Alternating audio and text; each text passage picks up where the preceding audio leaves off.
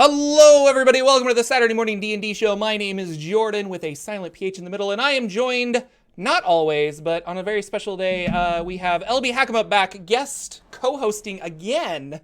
Poor Lucian sent me a message this morning and was very sick. We're hoping it's not the coronavirus, but he has been traveling a lot, so I think he just caught something at an airport. It happens. But luckily, the wonderful and talented LB Hackamup has agreed to step in at literally the 11th hour to run and be like, oh yeah, I can do that. And so thank you very, very much for joining us. Fan favorite of the Saturday morning D&D show podcast. Mm-hmm. Pretty soon trying to elbow my way in. Pretty soon it'll be the LB Hackamup show. It'll be great. Yeah, we're really excited. We got lots of stuff to talk about, and we have well, there's news, and there's a bunch of things that Jordan is personally excited about in the role-playing world. But to start, there was some Unearthed Arcana that came out. Drama. And there was drama. It was drama, Unearthed Drama Arcana. That there's a we need like a Fox News splash screen now and all this other stuff. It's gonna be great.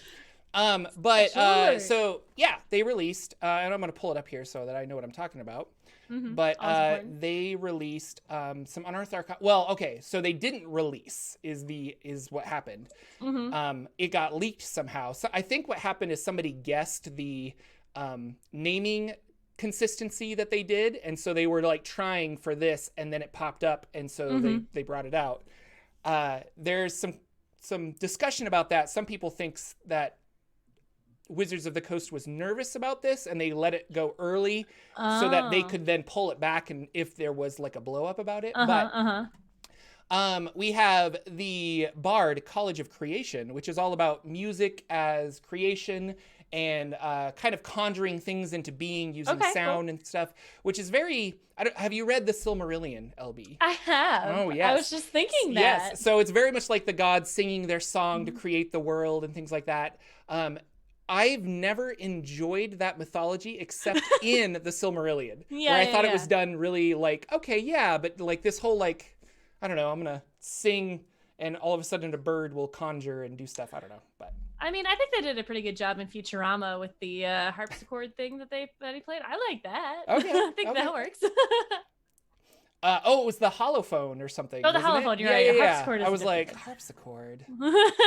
Losing your nerd credential, LB. I guess. Sorry. But yeah, again, 11th hour. I'm just having my Red Bull now, so we can't both drink at the same time. It's dead air. Now, you can change your bardic inspiration. That's kind of what bard colleges do. They utilize the bardic inspiration in new and creative ways. And then you can animate things, which is kind of fun. It looks fun. It could be cool. Then we have the Love Domain Cleric. And Valentine's Day is right around the corner. It's a week away. So this kind of makes sense, Love Domain Cleric. And I really like this idea because specifically I like Sune from the Forgotten Realms as a deity. And Sune is all about beauty and love and just, I don't know, it's kind of interesting. All of her clerics and priests and stuff, they focus on being beautiful as well. So there is that, like, they want people to admire them kind of thing. And so I kind of, going over the domain spells that they had, I thought that it was kind of interesting. And so we have like Charm Person, Enthrall, Hypnotic Pattern, Confusion, Hold Monster. All of these could be kind of flavored as like a wink, and then the monster's just like, what? Like, me? Yeah.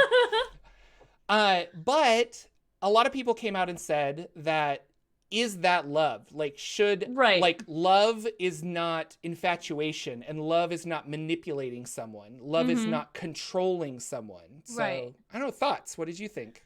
Well, I didn't get to read all of it. I just got all the controversy about it. I understand that. I think it is an interesting narrative to push in today's, climate where consent is key.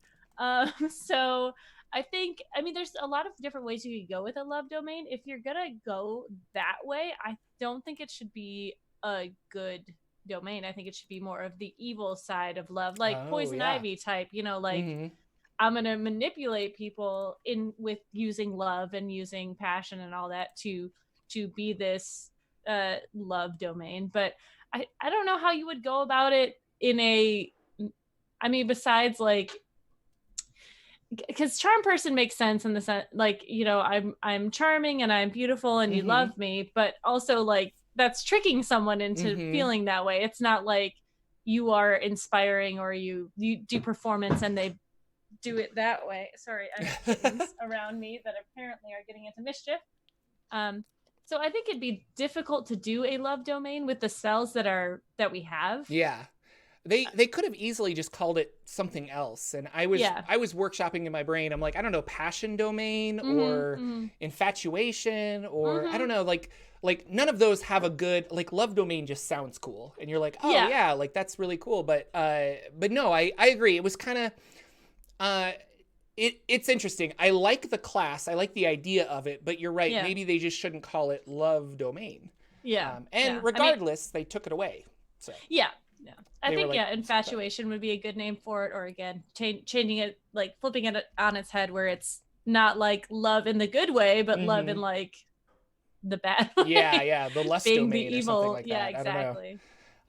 So they had some interesting, aside from the domain spells, you could like bond with a creature 30 feet from you and create a magical bond where then you get D4s to add to your attacks, which is kind of cool. You can protective bond, that's what I was looking for, where you can give resistance to this person that you're bonded with, which is kind of cool as well. And it's got a good cleric feel to it. And a lot of that stuff, minus the charm spells and stuff, made it into the other one, which we'll talk about after this. And then we had the sorcerer, the Clockwork Soul Sorcerer.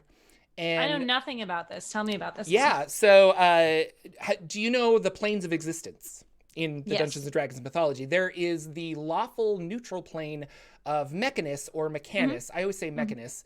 And it is ruled by this godlike entity called Primus. And Primus has created these Modrons. And so underneath Primus is like the I don't know, Hectodron, and they all have names, and everyone is in control of other ones underneath it. And then you have the Modron, which is just like, I can't talk, but he can do a singular task because they're just programmed to do like a singular thing. Yeah.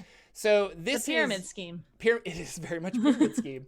So this is somehow you got like magical powers from Mechanus or from a Modron itself. And speaking of which, the Great Modron March, really excellent adventure that I want to run at some point. So it's like you took part in the Great Modron March, or you have an artifact from Primus that you were exposed to, and that's how you get this. So a lot of it is just, I don't know, kind of like mechanical. Well, yeah, I want to say mechanical, but it's more like clocks. Like you have I'm just reading it now so that I know what I'm actually talking about. But you can equalize chaotic moments and make them more like lawful. So when somebody has advantage or when somebody has disadvantage, you can like cancel it out so it's a fair roll. So it's just a straight roll. So you're not granting advantage to someone. You're neutralizing it. Like you're creating a neutral kind of playing field. And if I'm wrong with this, chat, you can call me out and I will eat my words. And you can also spend sorcery points to create magical wards around creatures that will absorb damage, which was kind of interesting. Cool. And then at the 18th level, you can summon spirits of order that restore balance around you, and they do all kinds of cool stuff. These also changed in the revised stuff that came out like a week later, but kind of a cool idea.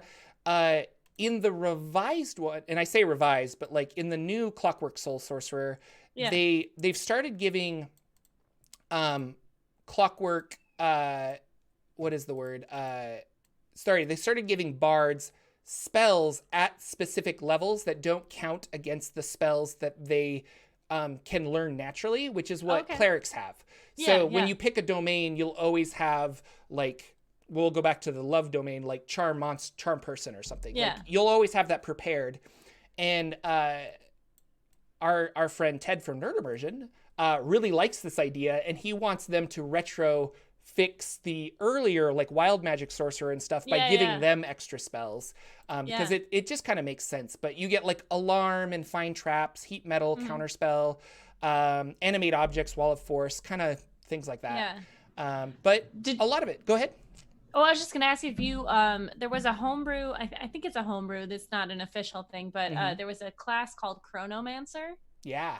I read about it. I think it's from Kobold Press. I could be wrong. Yeah. So like, it seems very similar in the sense that you can like manipulate things in that regard, like not necessarily go back in time and switch things, but I think that's a very interesting idea. I think it's a very fine line to walk with, like, oh, you at least in the Chronomancer, it's like you can change their roll or say no, you need to re-roll that by using whatever spell. Yeah. And I think that's fine, but it can be OP really quick there, where you can, if you do it too often, or if you And a lot of these I think specifically Unearthed Arcana, they always made overly powerful.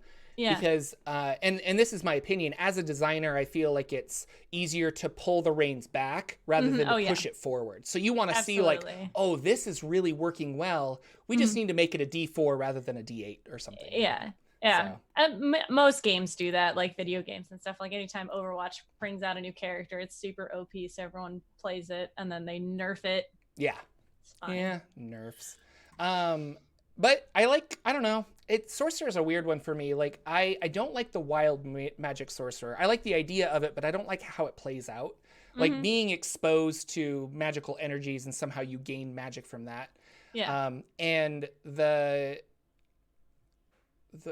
draconic sorcerer makes sense. Like, you have this thing in your blood. I've always wanted there. Do you know about the spell plague with Dungeons and Dragons? I've heard about it. Heard about it. So the spell plague has the blue fire that like erupted and stuff. And I always wanted there to be a spell plague sorcerer. Like, you slept or you were exposed to blue fire somehow. And I don't think they ever will, because they're kind of like, we don't want to acknowledge that 4th edition happened. That didn't happen. But I like the idea of getting powers from that, and I thought that would be really cool. But sometimes I don't know, they're fishing. I feel like for a sorcerer to be like, I got my powers from Primus, that feels more of like a warlock thing. Like, I made a pact with Primus, but that seems like when you were saying that that's what I was thinking immediately. Like, oh, you get your powers from a god, but it's not a god. I mean, and your dad like a patron. Like, my dad was a Modron. Like, it just, that doesn't, I mean, I guess, I don't know, like. Magic's a thing. I don't know. Like, I'm trying to think of what my backstory would be if I was a clockwork sorcerer. And it would probably be like, I was a human that was being experimented on with a wizard, and he extracted magic from a Modron and put it in me or something. That would make sense of like, okay, you like, I don't know. Or you could go along the lines of like Star Wars, where you have this Modron that is your friend, and you're so nice to it, and you have such a bond with it that you are granted these powers by the higher ups in the pyramid scheme. Yeah. So they replaced the Cleric with something called, replaced the love domain with something called the Unity domain. And they changed all of the deities. So for Forgotten Realms, it's now Eldath, who's kind of this like peace. We should all be like connected, waterfalls. And they got rid of a lot of all the charm stuff. And it's kind of just about like sharing the burden and, and it works. I think this is a really awesome subclass, and could be a lot of fun. Not necessarily something I would play, but we'll see. And of course, all of these are probably going to come out in some awesome book, that we'll see. I don't know, at some point. I'm like, announce it already. We want to know. They just announced a book that's not going to be out till March, right? Yeah, that's the Critical Role book that's coming out in March. Yeah. How many books came out last year? I want to say 4, but I could be wrong. The Adventure, like so many. Something else, I don't remember, but yeah. I feel like they're just pumping them out. Well, there's got to be somebody on the board of Wizards of the Coast that's just like, guys, more books equals more money. Yeah, right? And they knew how well Xanathar is sold, so they want to do another Xanathar type book. And we're not overdue, but it's like, yeah, you could do another Xanathar book. Like we like subclasses. It's fun. Yeah. So, yeah, I don't know. I want more races. Give me more races. Really? I want to play something new. Yes. I don't know. What we were talking about. Oh, last week me and Lucian were talking about what classes do you think are missing from Dungeons and Dragons, and he wanted like a pet class, and I was like, oh yeah, like a puppet. I want to be like a puppet master with my little puppet that runs around and I can cast spells through him or something. Yeah. And, like I thought that would be really cool, but ultimately I was talking about a blue mage from Final Fantasy because I like the idea of learning monster abilities and thought that would be kind of fun. I don't know, what classes are you you want more races, but you don't think that there's classes out there that you want? Well, I'm sure there are, but I'm the kind of player where I want to play something different every time, and like I feel like I've played all the races. I haven't played like an Arakokra or a Kenku, but I do know I have played a Kenku, but that was for like a one shot. I don't know if I could keep that up because I used all of the voice lines from Overwatch. And I just did those, but I don't think I could keep that up for very long. No, to play I was gonna say like to play a true Kenku, I don't know if I could do it. I think I would have to, like, Kenkus would have to talk in my world or something. But that's kind of the charm of the Kenku, is that they don't talk. Exactly. So I don't know. I can't play a quiet character, so we all know this. I think there's just we've seen a couple different parts of this world of Faerun, and like the Sword Coast and all that, and I feel like there's so much more to explore, and there's probably so many more races, like with Ravnica that came out, the Loxodon and the all of the different Simic Hybrid and Simic Hybrid the other ones. I like the Simic Hybrid a lot. My characters are in Ravnica right now on Tuesday nights, but they're from from the Sword Coast. They're just down the street. It's great. I know, right? So when we got there, having a tiefling, they thought they were like demon. He thought he was a demon, and they thought my character, who's a shifter, was a Simic Hybrid. And they're like, oh, they didn't want to mess with us. They thought our Goliath was a small giant. Like, they're like, oh yeah, it's all right. You're small, and that's okay. Like, coming from being like the largest creature in Faerun, or one of the largest. Exactly. No, it was, like we have the Tritons now. I don't know. I just feel like there are so many races to choose from that fit, and Genasi, those are, I don't know. Yeah. The one, when I ran a Zakara game, we incorporated Minotaurs. And that was fun to have like Minotaurs walking around, because my players from the Sword Coast had never seen a Minotaur before, and it's like, oh, they're just kind of all over the place in Zakara, which is like, I don't know, maybe I made that up, maybe it's written in there somewhere. It felt right, so I put it in there. And then when my players went to the Feywild, I got a new player at that point. And when she joined, she was like, well, what are my options for races and stuff? And I was like, well, anything from here, but like, I honestly, like, I was going to have you guys meet a group of like halfling sized sentient mice. And I found this like custom race online called Mouse Folk. And I was like, if you want to play one of those, and she was all about it. She's like, I want to be a mouse. That's awesome. So we had like this mouse for a while until she went into a race changing machine by accident and came out as an elf. So now her name is like something Mouse Folk. But she's an elf, and it's but she could cast Greater Restoration on herself and not be an elf anymore, so we'll see. Fun times. Moving forward, LB.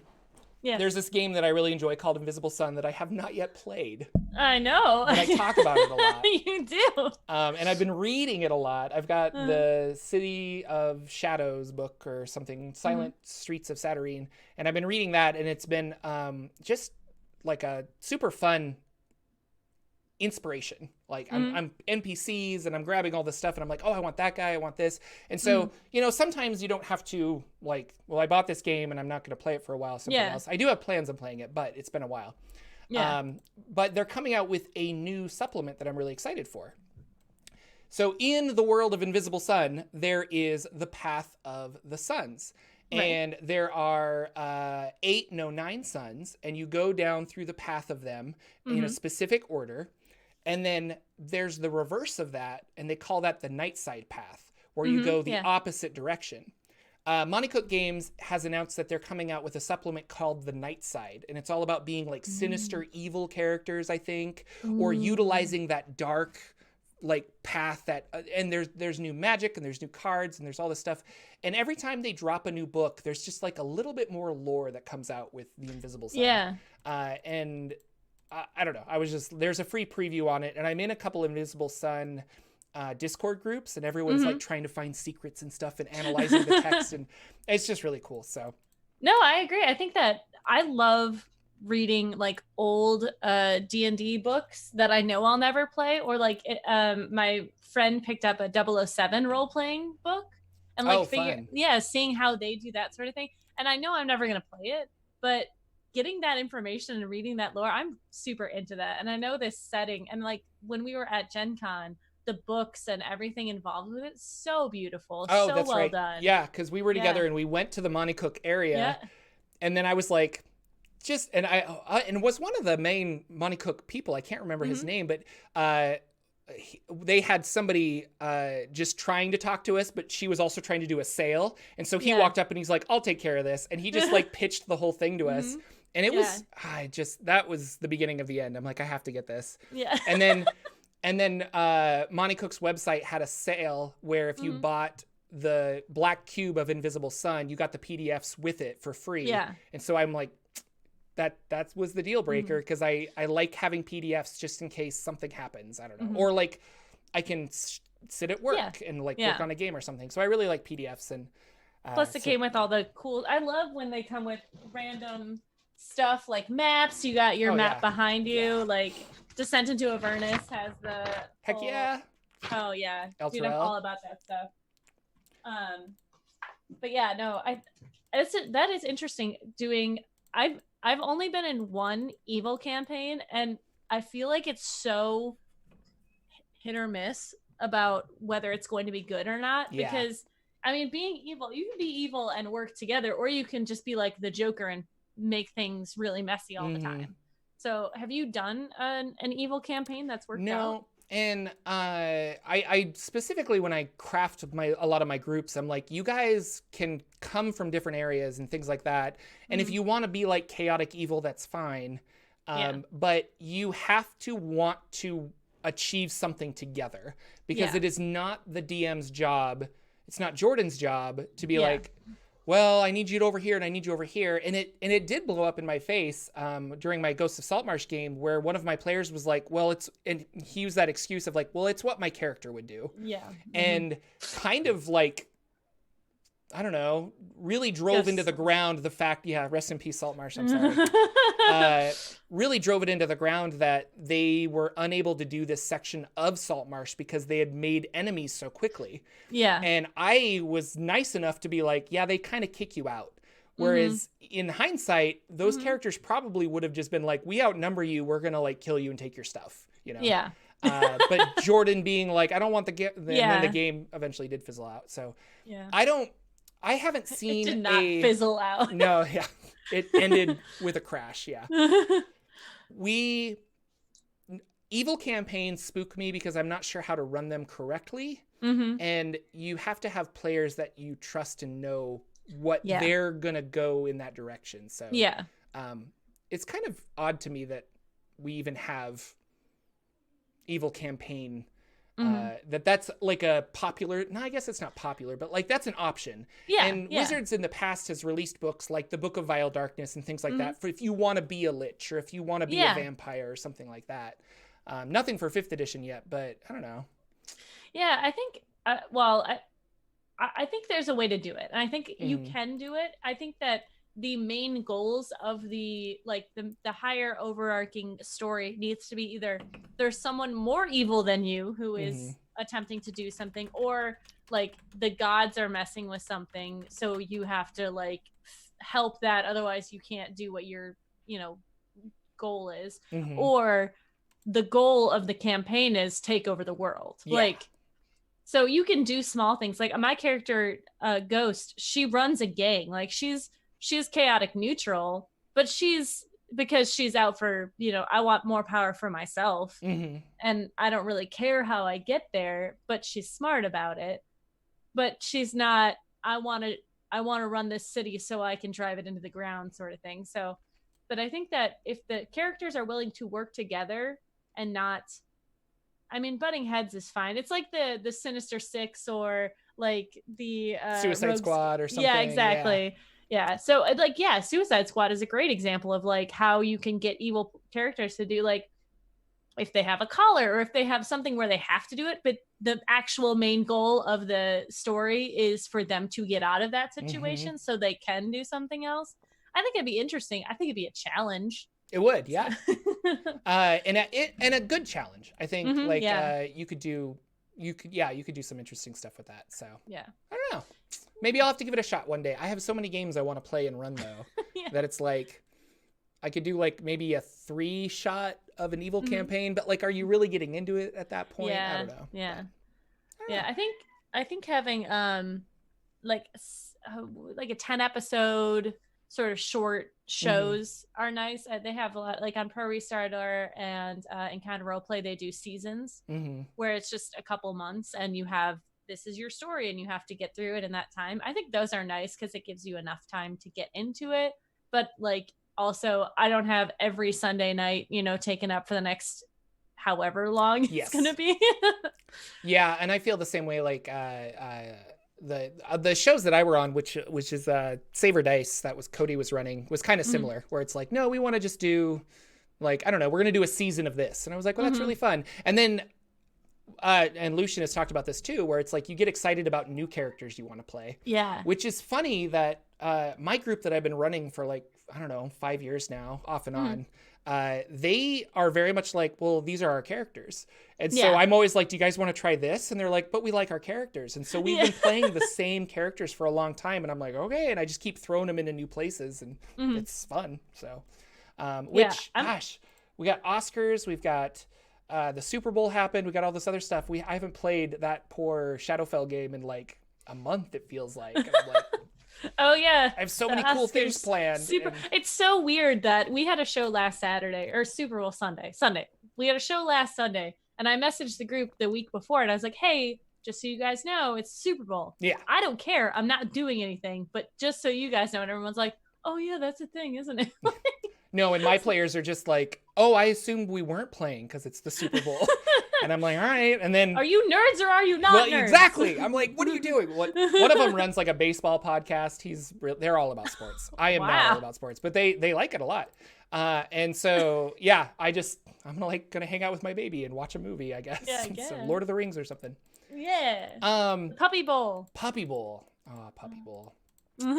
They need Puppy Bowl and like some Canadian sport with like kitten curling or something. I don't know. They have the kitten halftime show. Oh, okay. On the Puppy Bowl. On the Puppy Bowl. Not that I watch it, but I do. Moving into Lucian's favorite, but not necessarily Jordan's Bardic Inspiration. I didn't really have anything other than Valentine's Day's coming up, and I wanted to say or ask you, like, have you been in or run Valentine's Day one-shots? I haven't. I just this past year have gotten into running like themed one-shots, which I'm all for. Oh, I think a Valentine's Day one-shot would be great, where, I mean, you could do one where all the love is gone. Like, it's just it magically disappeared and you have to go like get it back, depending on the system you're running in. I mean, you could do a Kids on Bikes one where because I love Kids on Bikes, but you're middle school kids, and you really got to get your Valentines to your Valentine and let them know how you feel, because it's the most important thing in the world when you're that age. Or like your teenagers and someone's diary got out or something like that, or like PS I love you style letters got sent out and you have to get them back because you don't actually want your crush to know that you love them, sort of thing. Or I was thinking of that. Do you watch Rick and Morty? I have seen it, yes. Oh, well, there's an episode where he gets like a love virus or something, but because he wants to get this girl to love him, but it mutates in his body so that everybody loves him, and then he has to like run away because he's like, no, and like every person is out to get him. And that could be a fun Kids on Bikes or D&D game as well. Magic, go ahead. Oh, I was gonna say I was thinking about it. The Critical Role Live that I went to was the one where Scallon got the love potion. And I thought that was really interesting for like just a one shot or like an episode in your game where either one person gets a love potion, or like maybe an NPC gets a love potion and falls madly in love with one of the characters. I think that's a great role play experiment. Or like you could do a body swapping episode for that and like figure it out that way. I'm all for those. I love the idea of I was thinking about like Cupid's bow as well. And what if you were hired by the parents of two different kingdoms who were like, we want you to play matchmaker with our kids because we want our kids to get married. They kind of fight. I don't know. They probably will love each other. Like, can you figure it out? And so you go on this quest to find Cupid's bow or a love potion. And then it's this whole, like stealth mission to sneak it into their food or to like shoot the bow at the right time. So they see the person at the right time and maybe consequences happen. They roll poorly and he falls in love with, I don't know, like with the butler or something. And you're like, oh, this is not how I wanted this to work out. So then you have to like figure out how to dispel the magic. And that could be a fun one shot too, or coordinating something like that. It's with themed games, it's always Halloween and Christmas. Yeah. And for me, like I start thinking about themed games for Halloween and then Christmas is right around the corner and I'm like, oh, I should do like a Christmas one. But the more I think about it, a Valentine's Day game would be a lot of fun. And I don't know, I like that idea. So maybe I'll try and do something this with my Shadowfell game if we actually play next Sunday. So like Valentine or February 16th, the day after the like Valentine's catastrophe, and they have to like figure out what's going on. But do you in your home life celebrate we do Valentine's Day, and then I think in Korea it's called White Day. We call it something else. It's Japan, White Day. Oh yeah. So but the month after Valentine's Day is like for the men, and then the Valentine's Day is for the women. That's how we celebrate, where I'm like, all right, Valentine's Day, and then depending on the level of effort put forth, that's how much effort I put into White Day. Nice. But do you guys do stuff or? Yes. So we, me and my wife, we do like, I don't know, just silly things. And I think I made like 100 Valentines one year. Oh my gosh. And they were like just silly, stupid things. And I hid them all through the house.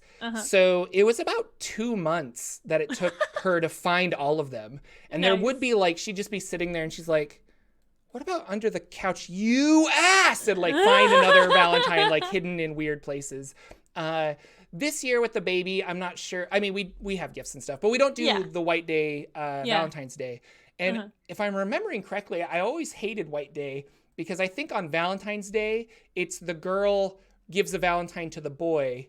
And then on White Day, like a month later, if the boy liked that girl, he could reciprocate it. But if he doesn't, he could whatever. So I always felt bad. These poor girls are like putting their heart on the line. And then they're like, well, I guess I wait for a month. Yeah. And I was like, see how it goes. Yeah. And I guess I'll just die. Eat you up inside. It sounds awful.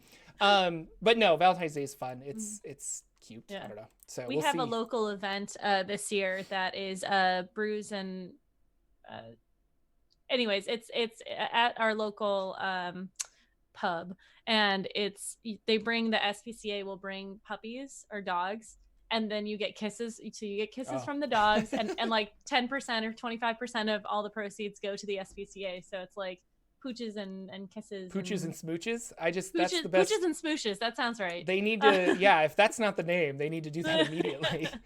That one's free. Yeah.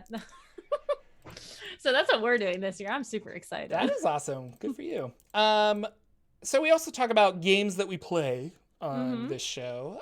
LB, you're in a lot of games. You're in an upcoming Rod of Seven Parts game. That I'm running. We're going to start February 19th, Wednesday, February 19th on Nerd Immersion's channel. Follow me on all of the social medias and you will get bombarded with advertisements for this because I really want all of you guys to come watch. It'll be fun. But yeah, what's going on in your game life? Anything interesting? You playing some games? Yeah, dude, lots. I started playing a Pathfinder game, which I'm going to play tomorrow. Pathfinder 2nd edition or? 2nd edition, yep. I played Pathfinder 1st edition way back in the day. All I remember from it is my brother's friends, because I was in high school, and they had the Pathfinder book, the main handbook, and then there was like 16 other books on the table because there's so many supplements and all that sort of stuff. That's all I remember from that. But it was a lot like 3.5, which is what I learned on. This one, very similar. I am playing a sorcerer, right? Yes, because there's no warlocks. And it's been a lot of fun. I've got to play a like the high school not brat, but like the cool girl who's like I always relate it to Mean Girls and Regina George. Like that's the kind of character I'm playing. And then the other game I play on Sundays is a Monster of the Week game, which I really enjoy because that system is very streamlined. It's very, there's the character sheet is one page and these are all the things that you can do. You don't need anything else, but you can change it and like do so many different things within those. Like, okay, I want to use this tool, but I'm going to do it in this way so I get this information. Like you can just customize it whatever you're doing with it. And that's you roll 2d6, correct? Yep. And then 2d6 to see if you success or fail. Yeah. And I have not played Monster of the Week, so I want to ask your opinion about this. But like, I read Monster of the Week, and I've seen a couple, and I listened to the Adventure Zone, the podcast where they played Monster of the Week. Yeah. And it seems fun. But every time I was listening to it, I was like, I wish they were playing Kids on Bikes. Yeah. Like, do you prefer Monster of the Week or Kids on Bikes, or are they different and good in different ways? Like, yeah, they're definitely good in different ways. Monster of the Week is more. I feel like the classes are more custom. Like as far as like I'm the expert, and I have these things that I can do. Whereas on Kids on Bikes, you have like you're the kid, and then you have certain things, but it's just more detailed, I guess. Like I guess I can pull up my character sheet and actually look at it. But yeah, it's like it's one page. You have certain things that you can do, like certain moves, and then you have moves that everyone can do, like use magic or roll to manipulate someone, roll to interfere. So but I there's think stuff that makes you the expert. Yes, yes. That is like kind of defines the character. So Kids on Bikes doesn't necessarily have a class like that. You're either a kid, a teen, or an adult. Yeah. And you could say, I'm an adult who's a teacher of science at the local school. Yeah. So then you could incorporate things like, I would know about this, but you're still making generic rolls. Yes. Whereas in this, you're getting bonuses because of your expertise. Okay. Yeah. And like when you level up, there are certain choices. It's like Dungeon World where there are certain choices you can have, like, okay, add one to your cool, or take another move, or I have a haven as the expert, so I have like a bat cave, which has all which there are no bats in. That was the whole thing. It's like, I want a bat cave, but I want my character to like not know anything about Batman. So, which is the opposite of me. But so yeah, I can take another choice for my haven, like add a medical bay or add this, that, and the other. Or you can like after 5 level ups, you can retire your character and start a new one, or you can get advanced moves. So if you roll over 12, you get to do like a big magic thing instead of a small magic thing. So I think Kids on Bikes is more like generic in the sense that you could do anything with it, but there's not like specific little things. At least I don't have the supplements. So I know there's the book on magic, right, where there are like the people have powers. Oh yeah, there's a little section on that, but and in Kids on Bikes, the powered character is usually played by everyone at the table. Yeah. I've ran one Kids on Bikes game where I made the powered character a playable character, so like somebody could be the powered character, and I kind of like that idea more than everybody controlling it. Yeah. But yeah, I don't know. There's different ways to play Kids on Bikes. Talking to you, it sounds like Kids on Bikes is actually really good for one shots. I've listened to extended campaigns of it, and it does work, but there's no leveling up.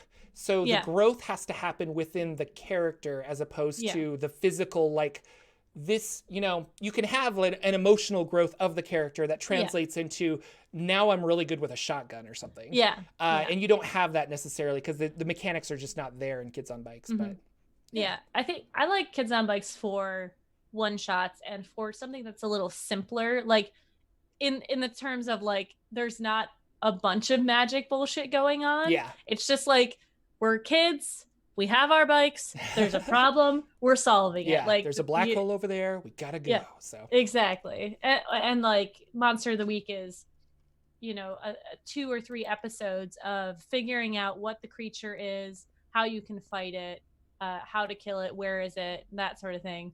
And all of the moves have to do with like figuring that stuff out. So like, as the expert, I have a role where I can, okay, have I fought this thing before, or have I read about it? Like, my character is the nerd. So have I read about it? Have I researched this before? How do I know about it? Like, that sort of thing. And it is very making stuff up on the spot. So like, with that move specifically, okay, I roll a 12. Okay, I know about this creature, and then I have to figure out how I know about it. Or like, what in my past. So you're like making up your story as you go too, which is kind of cool. Yeah. And for those of you who don't know, Monster of the Week is part of the Powered by the Apocalypse game system, which is public domain. So a lot of companies took it and kind of made their own version of it. Yeah. Monster of the Week and Dungeon World is another example. And I've read Dungeon World. I have not read Dungeon of the Week or Monster of the Week. Specifically, like, I don't own that book, but I do own Dungeon World, and I understand how the system works. So it's Apocalypse kind of World, all Apocalypse that. World, yeah. So Yep. yeah, that's interesting. That's cool. It sounds like a fun game. When can we watch that game? That game is on every other Sunday, so not this week, but next week at 4:00 on G Game Night's channel. Sweet. So that's super fun. Yeah. That's one of my games. One of your games. You want to keep going? What's going on? Oh my gosh. So yesterday we just played Ghost of Saltmarsh. Rest in peace. Your game. My poor Ghost of Saltmarsh game. I'm playing a druid in that game, and druid is my favorite class to play, but I haven't played it very often because I played it so much before. And last night was like one of those games that we were in combat for the first half of the game, and then we were in combat at the end. And I just forgot how much I love playing a druid in combat, because I used control water to make a whirlpool, and we were fighting 2 bone nagas and a zombie beholder. Nice. And so I have a lot of spells, but I have a lot of concentration spells. So what I did was I cast control water and I made a whirlpool, and I had the one of the bone nagas in it. And with whirlpool, they have to make a strength saving throw, otherwise they are consumed by it. And then to get out, they have to use, or at the end of their turn, they have to roll for a strength saving throw to get out of it, but they roll it at disadvantage because they're in the whirlpool. So I cast that, and I basically just kept this bone naga in it the whole time. And I cast, because it's not a concentration spell, I cast Water Walk on myself. So I was at the top. I was just standing on top of it. That's a great visual. Stabbing it, stabbing it with my Triton, or my trident, with my Triton character, and that was just like, I could control this creature as much as I wanted, basically. Yeah. What is it about druids? I mean, that's a fun story, but like, why are they your favorite? Like, what is it about that? Because druids have this ability to control the battlefield. Okay. In that sense, like, Wall of Water, you can close off someone or something, or this whole line, or like, as you get higher up in levels for druid, you can like move the ground, or you can create like vines places and entangle people, and like just being able to kind of manipulate everything. Like, I like doing, like, Call Lightning's really cool because it's just something that's always there, and you can how can I use this spell, or how can I use the set of spells that I have to make this situation better. And it's kind of like a logic puzzle for me, where it's like, all right, I have this list, what can I do with control water? Well, I can make a whirlpool, or I can make a flood. I can flood the area so that these people have to swim out. Like, that's what I like. I like doing damage. Like, I play Barbarian on Mondays. I love doing damage, but it's kind of like, all right, my turn. I'm gonna hit it. Yeah. Like, you don't have to think about it a lot. Yeah. No, I'm playing the fighter I play is, I feel very similar. Like, I like magic users, but I like my fighter a lot, but it does come down to, well, I guess I swing my sword again. And which is fun, and it's fun. And I've actually developed him in a way that he has cool maneuvers and stuff. But in a way, I've played a couple thieves or rogues, I should say. And in a way, I feel similar about that, where I'm kind of like, well, I don't know, I'm diving in, I hit, and then I run away, and I kind of wish I had more to do sometimes. But that's my play style. Like, my play style, I want to manipulate and control things, as opposed to the guy that, like, really likes being sneaky and runs in and stabs things, which is the beauty of D&D and that everybody can play.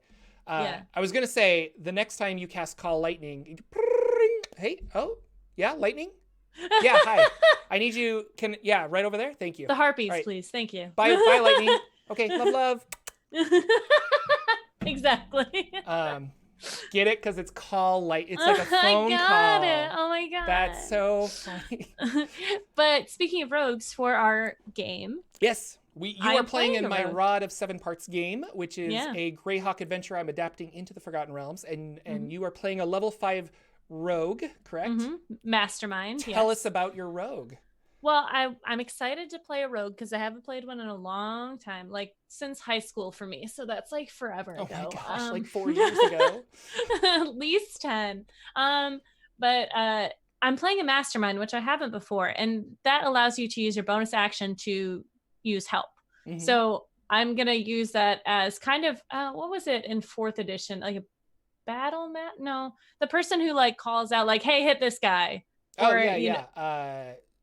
The leader, and I can't think of the name, but I don't remember. I remember it was a dragonborn dude on the cover, but so I'm going to use that as I think it's kind of as a rogue sniper, which is what I'm going to be in combat, hopefully, because I'm super squishy.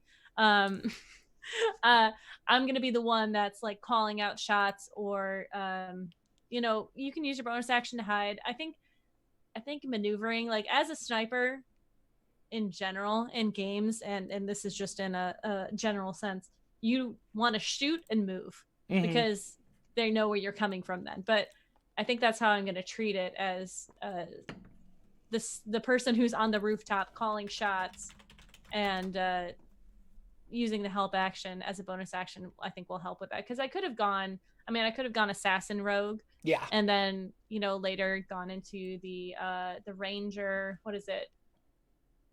The one where you do a bunch of damage right off the bat. It's a subclass of ranger that is something poisonous. But anyways, I don't know off the top of my head, so I'm sorry. If you want to do a lot of damage right off the bat, there's a way you can do that, but I didn't want to be that character. Like that min-max kind of idea. Yeah. I'm not very good at that. I'm more of the player who wants to make the character for the background. And she has a lot of background, so that's cool. Yeah, you sent me a whole page of stuff that I'm like, I don't know if I'll work this in, but no, you don't have to work. I don't have to. It's and I understand that is for you, because you're like, this is how I get in touch with the character. But no, I'm really excited. That's going to be such a fun game, and I was telling you guys, because we were chatting, the group that we're playing with, we were chatting this last Wednesday, just to kind of get to know each other, and Rod of 7 Parts is a really like skeletal framework of a adventure that I've wanted to run for a long time. And it's simple in the fact that there are, I guess spoilers, but it's called Rod of 7 Parts. Like, there's a rod and it's in 7 parts, and you kind of have to like find these sections of the rod, but like why it was created, who it's for, what it does, is there people after us because of this? Like, who else wants this thing? Really opens it up to do anything you want. And I love games like that. I had more fun with Saltmarsh because of that same thing. Saltmarsh was, here are a series of like dungeons and kind of connected things, but for the most part, you can kind of go and do whatever you want. And the dungeon master has tools to build an adventure around what the party wants to do. Yeah. And you talk about your Saltmarsh game, and I'm like, that's not in the book. Yeah. And I'm like, you're fighting what? And you thought, you were like, yeah, we're going through this adventure. And the more you were telling me about it, I'm like, that's not Saltmarsh at all. But it is, because the DM has these tools to kind of make it do whatever you want. So it's, I don't know, it's really, really fun. My Hot Springs Island game was also like that, Mhm. where it was a sandbox, and the more my players uncovered the history of Hot Springs Island, the more I could manipulate it to be like, well, I think this is your path. Yeah. Oh, you don't want that path? You want to go, okay, no, I can make that work. Yeah. Oh, you want to befriend these people and the orcs and the tribes of orcs that are there and stuff like that. It was just really fun, but they could have easily gone the opposite direction. Which I want to make like a Hot Springs Island video, and I have all these ideas for future videos, but Yeah, every time you talk about it, I'm like, I'm super interested. I have no idea what it is. It sounds amazing. It sounds super relaxing being on Hot Springs Island. Ah, so nice. But yeah, so I don't know. It's interesting like that. And sorry, back to Rod of the Seven Parts. It's going to be a lot of fun. We have you and 2 wizards. One is a Blade Singer wizard, multi-class, and the other is an illusion wizard. And then we have a Celestial Warlock. So the 4 of you, I've never had a more like ragtag team of like, oh, let's see if this works. But I'm really excited. It's gonna be fun. So it'll definitely make us look at situations differently, because we can't just like run in and fight everything. I mean, we could, but we don't have a tank. We don't have a healer, so gonna have to figure it out. It's gonna be interesting. I'm excited. Again, that starts February 19th. If you are interested in that, come watch us play some cool games, and you can see what kind of a terrible or awesome dungeon master I truly am. Anything else you want to talk about game wise? No. Your side? No. Oh no, I'm good. I've talked enough. My Acquisitions Incorporated game is coming. We're literally at the very finale of the game, and I wanted to stay Thursday night and play, but they were like, it's a school night, got to put the kids to bed, and I'm like, I understand. So we had to stop right before the final battle. But we rescued the C team from death, and that was fun. And my dungeon master has C team miniatures from a board game called Clank that was Acquisitions Incorporated themed that he bought. Yeah. So when we met them, he took out those miniatures and put them down, and I instantly grabbed a photo because I'm like, this is awesome. Yeah. And Tycho from Penny Arcade, Omen Drawn himself, responded to the tweet and was like, I'm very proud of you. And I was like, oh. So that made my whole day. I was very excited. Something that was interesting is we got changed into mice and we were battling this cat. Long story. But a mechanic that I have not used that I want to use in future games is after everybody's turn. So, Jordan goes, I fire firebolt, I hit the cat or whatever. And after that turn, you roll a d20. And if it's a 50-50 chance, so if it's an 11 or higher, something bad happens to you. So because we were mice in a tavern, roll a d20, okay, it's a 15. He would roll on a table, and then he would be like, a beer bottle falls off the table and rolls towards you, make a dexterity saving throw. And if you succeeded the saving throw, then you were fine. But if you didn't, you got hit and took some damage. And it was environmental effects that had, I don't know, like no,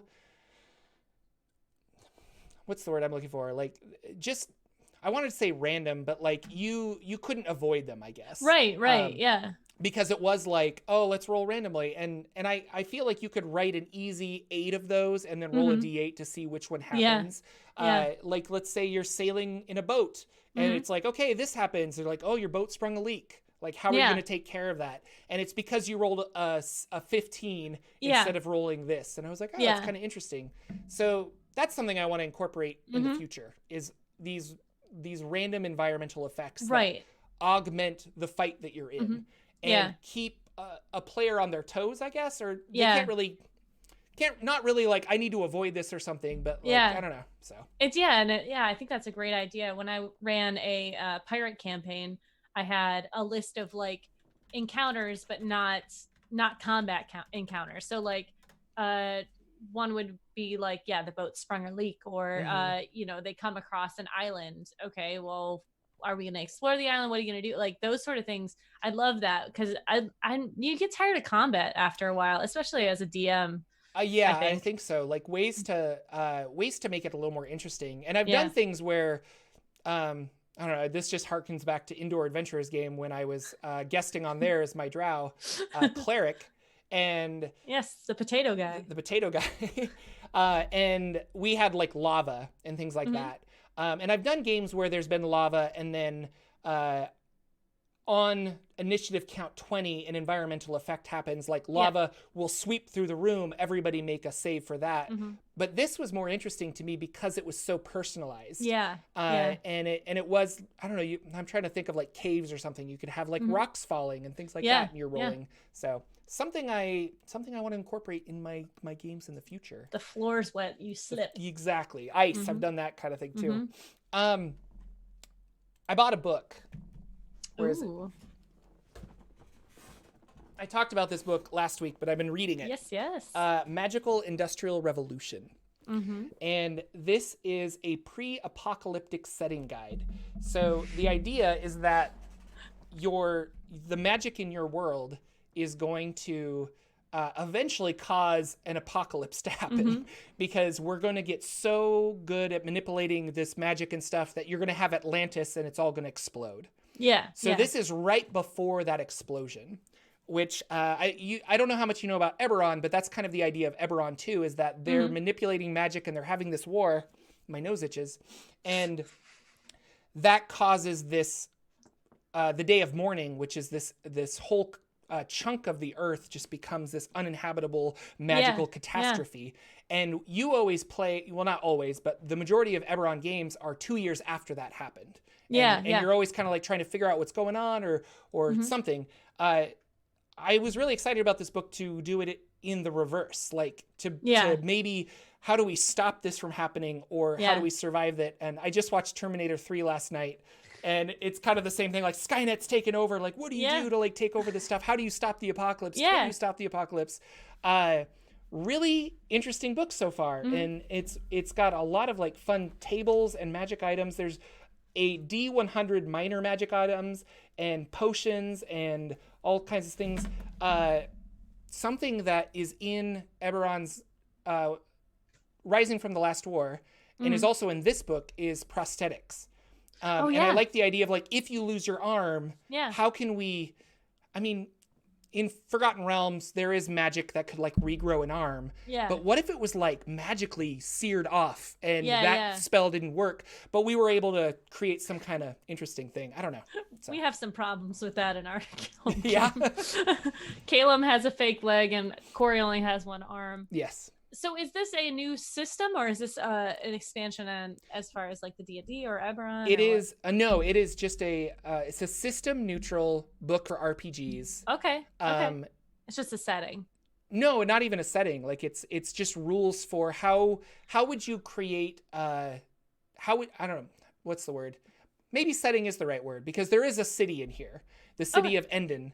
And you can take Endon and put it in your campaign anywhere. And it's the idea that it's this hyper magical society, but they're trying to understand the physics behind magic so they can manipulate it to do what they want, as opposed to I made a new spell that conjures that makes a train go really fast. And they're like, well, you did that, but we found out that if we use a steam locomotive and conjure a fire elemental under the boiler, then our chain can go even faster. So they're using science and magic in the same way. And a friend of mine recommended it, Questing Beast, Ben, on YouTube. And if you search Magical Industrial Revolution, he's got a video, and I'll probably put it in the description below. But I don't know, it's just a really cool book, and I'm really excited for this. I don't know, I'm on an RPG kick, obviously, and I've been reading Invisible Sun, and I've been reading this, and we're doing Rod of Seven Parts, and I keep thinking of like, oh, I'm gonna like incorporate this into all this other stuff. We'll see if it actually happens, but that's because like Lantan is a industrial island off the coast of Faerun that has is run by gnomes, and it's very much this book. Like you know, they've made hot air balloons and things like that, but they use magic to ignite the stuff in the hot air balloon to, you know. So. That's cool. And Skull Dixon is like, Scripples makes a lot of cool content, and that is who wrote this, is Scripples. And it's on the DMs Guild. It's really awesome. I bought a lot of DMsGuild stuff recently. I'm going to try and do like a review of DMsGuild things, but do it. It'll be We're fun. eager to see. Yeah, lots of stuff. Well, ladies and gentlemen, boys and girls, children, hamsters and mice of all ages. I was trying to get you to go over. That is our show. No, I don't have anything else to talk about. I'm done. Environmental effects and Eberron and magical industrial evolution. Check out the Rod of Seven Parts starting February 19th over on Nerd Immersion's channel. They will be archived on YouTube, and I'm going to make a podcast version for my Patreon. So if you're interested for that, you can go check us out or check me out on Patreon. I am going to do I've never done this before, but a Instagram interview where me and another Instagrammer are going to go live together, and we're going to talk about this game and Dungeons & Dragons and RPGs in general. I realize I scheduled that for Valentine's Day, so it's actually probably not going to happen on Valentine's Day because that's Valentine's Day. But follow me on Instagram if you want to be notified of when I go live and do that fun stuff. I am Jordan with a PH in the middle on all of the social medias, so go ahead and find me there. LB, where can we find you? You can find me at LBHack'em on Twitter. That's where all my stuff is. I posted recently because someone says I need to post on Twitter more, that if I get to 200, if I get to 250 followers, I will post cat pictures for the rest of the month because I foster kittens and I have a lot of them on my phone. And then I will do stuff more often. So that's the deal. I'll do that if that's the case. I'm in a lot of games, so check my Twitter for all that fun stuff. And then watch on Wednesdays when we have all of our fun friends playing the Rod of Seven Parts. Yeah, it's going to be fun. I'm so excited. I've been making custom magic items and all sorts of crazy stuff in D&D Beyond because we're using D&D Beyond. It's going to be fun. Thank you for emergency guest hoping. Lucian, we hope you feel better. Yes. I feel so bad that you caught a sickness.